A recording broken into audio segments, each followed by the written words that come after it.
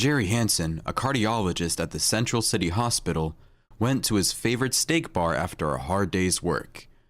He was very hungry, so he placed an order and glanced around the small bar area.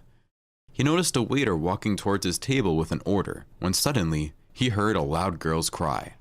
One of the girls sitting opposite jumped up from her chair and began to gasp for air with her open mouth. She grabbed her throat with her hands, went out into the passage, and began to sink to the floor. At that moment, the man also heard her girlfriend scream. "Help! She's choking! Call a doctor! Is there a doctor here? Help! She is dying!" The girl fussed senselessly over the lying girlfriend and looked around helplessly. Jerry Hansen clattered up from his chair and hurried to help. He pushed his hysterical girlfriend away and sat down on the floor next to the lying girl. "I'm a doctor. Don't panic. Call an ambulance." At first, he tried to reach with his fingers a piece of meat that clogged her trachea, but all this was to no avail. The piece of food sat very tightly, the girl almost turned blue, and her attempts to inhale air were unsuccessful. She was losing consciousness, rolling her bulging eyes. He remembered the theoretical course of first aid, put his hands on top of her stomach, and began to perform energetic pushes towards the diaphragm. But it was to no avail. Action had to be taken immediately. Jerry Hansen ran to his table, grabbed the meat knife, and ran back to the girl on the floor. He put a crumpled jacket under her neck and threw back her head. Jerry gave the girl a deep incision. He quickly pulled a ballpoint pen out of an inside pocket and inserted a plastic tube into the incision, dropping the refill onto the floor. The girl took a hissing breath and opened her eyes. Jerry Hansen wiped the sweat from his forehead, calmed the girl with a gesture, and asked her to lie down. Now all they had to do was wait for medical attention. Literally a few minutes later, the doctors from the emergency room ran into the restaurant. Jerry Hansen went into detail with the senior physician about the actions taken and dictated his contacts just in case. The doctor who arrived shook his hand with gratitude and said, "The girl is lucky. You did everything right. Otherwise, she would have died. And now she can even consider this day as her second birthday." The injured girl was quickly loaded onto a stretcher and rolled to the car. The man looked at the ambulance leaving. He never cut people, but now he was proud of himself that he managed to save a man's life. The next morning, the man began with congratulations from colleagues. After a call to the head physician from the senior physician of emergency medical care, the news of his heroic deed quickly spread throughout the hospital. 3 days have passed since his unscheduled operation, but colleagues stubbornly did not want to forget this case. That day, the man was going to go to the dining room for lunch, but suddenly the floor of his office flung open. A short, middle-aged woman appeared on the threshold. The doctor said, looking at the woman, "Come back in 40 minutes, please. I'm on my lunch break." But she was in no hurry to leave the office. The woman who entered took a firm step towards the doctor's table. She took a form out of her bag and thrust it angrily into his hands. Jerry Hansen ran his eyes over the lines of the document and looked up in bewilderment. He was angry. "Subpoena? What does it mean? What are these jokes? Who are you?" "I'm the mother of the unfortunate girl whose throat you cut open. Why did you undertake such an operation without proper education?" Her lips trembled with anger. Jerry Hansen said with surprise and anger, "On what basis? I am a doctor and I was on site and assessed the situation. I knew what I was doing." "Doctor, I see. You are not a surgeon, but a cardiologist. So measure the pressure of old women and don't meddle in something you do not understand anything about." The woman took a breath and continued her fiery speech. "My poor Susan. You left her without a voice, and she is a soloist of an academic choir and had to go to an international competition." Jerry Hansen said, not believing that all this was happening to him. "I saved her life." "No, you destroyed it." According to her, Her daughter Susan is a talented singer, and the doctor put an end to her career. Doctors don't know when her voice will be restored and whether it is possible at all. And she, Maria Anderson, is the widow of a well-known businessman in the city, and she has enough connections and funds to break the doctor's life. A woman screamed in Jerry's office, then rushed out, slamming the door loudly. The man rubbed his temples, thought hard, and for several minutes looked discouraged into the space in front of him. He was sure that all the accusations against him were just some kind of absurdity. The preliminary investigation went very quickly. A couple of weeks later, he received a call with the date of the scheduled court hearing. When the man appeared at the meeting, he realized that it was not a court, but a demonstrative massacre. There was no such court.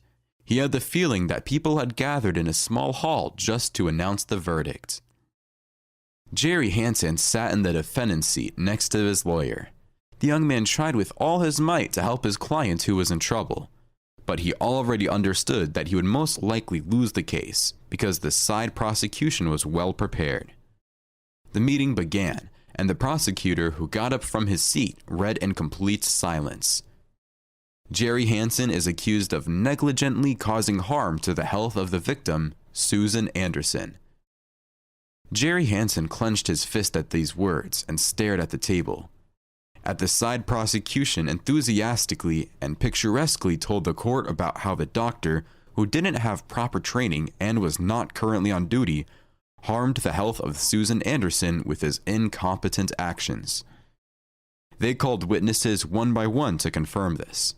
The victim's personal doctor was the first to testify for the prosecution.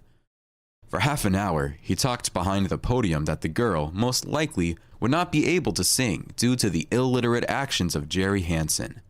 The lawyer sitting next to Jerry raised his hand and gave his opinion. And why don't you tell the court that in the hospital, after the necessary incision was made by my clients, the girl underwent a more serious surgical intervention on her throat when they tried to get a stuck piece of food. The doctor who testified shrugged his shoulders and answered, "But it was the logical conclusion of the actions already taken, and if Jerry Hansen had not intervened, we could have done without surgery at all. He misjudged the danger." The witness, having finished his speech, looked in the direction of Jerry, went to his place, and after a while he left on his own business without waiting for the end of the meeting. Then the word was given to the girl's friend Amelia. She quite sincerely stated that she herself would have been able to help the injured friend if the defendant had not taken the initiative into her own hands. After all, she is graduating from medical school, and Jerry Hansen didn't let her do this. Jerry almost choked when he heard this.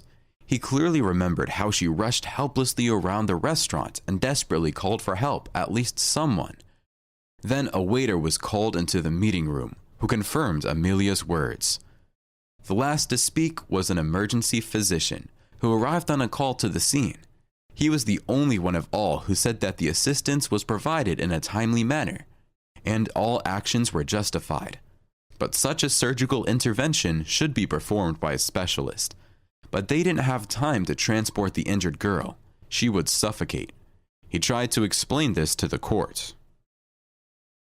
However, no one was going to listen to his words, since there was plenty of evidence of Jerry Hansen's guilt. No one from the hospital was invited to confirm the doctor's qualifications, and the man was upset. The judge collected the papers and went into the conference room before the verdict was announced. Maria Anderson leaned toward the defendant and whispered angrily, "I'm satisfied with the process. Don't be afraid. You won't go to jail. But you will pay us compensation from your meager salary until your death." The victim slowly approached them with a smirk on her face, chewing on a chocolate bar. She looked at Jerry Hansen contemptuously, hugged her mother, and opened her mouth to say something caustic and insulting, but she suddenly clutched her throat, trying to inhale the air. The girl realized with horror that a strange spasm had arisen in her throat, and air was not entering her lungs. Susan staggered and began to slowly slide down, holding on to her mother. The dumbfounded woman tried to catch her daughter, but could not resist and fell to the floor with her. She shook the girl by the shoulders and loudly called her name. The girl took several convulsive half-sighs, arched her back, and lost consciousness. The frightened woman screamed in horror. "Amelia, help!" But Amelia only rolled her eyes and shook her head violently. The girl absolutely didn't understand what she could do in this situation. Mariah Anderson's eyes darted around the meeting room, as there must have been an emergency physician somewhere among those seated. The woman looked for him and looked at him pleadingly, but he just shook his head and defiantly began to dial the ambulance number. He didn't want to be next in the place of the defendants because at the moment, he was not in the line of duty. Maria Anderson looked at her daughter's rapidly turning blue face and realized that she had nowhere to wait for help. She realized that her daughter would die in her arms before the arrival of doctors. The woman let out a cry of despair and glanced at Jerry Hansen, folding her hands in a pleading gesture. She crawled on her knees towards him, and he himself overturned the chair and hurried to the fallen girl. He fumbled for a ballpoint pen in his pocket, shook the refill out onto the floor, and bent over the lying girl. He carefully examined the stitches in his neck, easily ripped them open, and inserted a plastic tube from the handle into the incision he made in the restaurant in Susan's larynx. When the girl let out her first wheezing and convulsive breath, the doctor looked around at everyone present with a devastated look, and in ringing silence slowly returned to his place at the table, trying to calm the trembling in his hands. The woman then thanked and apologized to Jerry. He was cleared of all charges in the courtroom, and Maria Anderson for a long time tried to smooth her guilt over the good